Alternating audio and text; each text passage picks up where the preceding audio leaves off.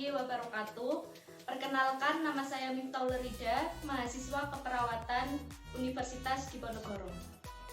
Di sini saya akan menjelaskan terkait etika batuk dan bersin yang benar.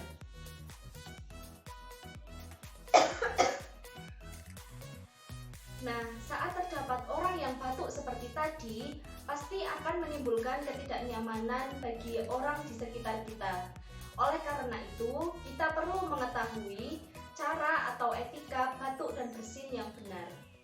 Lalu, bagaimana caranya? Nah, yang pertama, saat kita hendak batuk dan bersin dan muka kita tidak menggunakan masker, kita dapat mengambil tisu. Kemudian batuk dan bersin menggunakan tisu tersebut. Kemudian upayakan untuk tidak menghadap ke orang lain. Contohnya ada orang di sebelah kita batuk dan bersin seperti ini.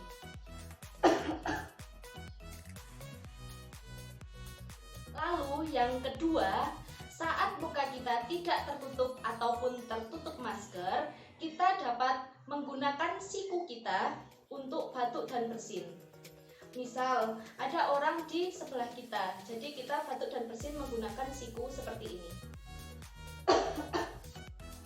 Selalu upayakan untuk tidak menghadap ke orang di sebelah kita.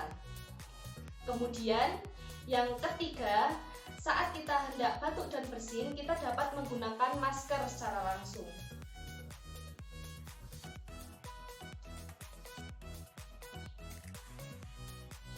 Kemudian, kita dapat batuk dan bersin menggunakan masker tersebut dengan tetap mengupayakan untuk tidak menghadap ke orang di sebelah kita.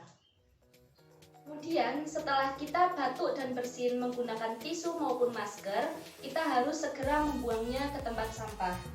Nah, untuk masker kita harus menyobeknya terlebih dahulu agar tidak digunakan oleh pihak yang tidak bertanggung jawab.